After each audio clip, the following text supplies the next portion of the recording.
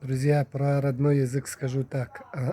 Когда человек разговаривает на своем родном языке, это говорит о том, что это дано, это материнское слово, матерью дано, дано Богом.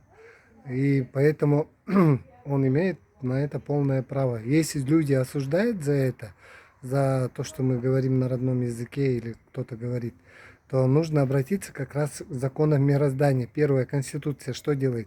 Конституция разрешает это и поддерживает. И во-вторых, традиции смотрим. На традициях что?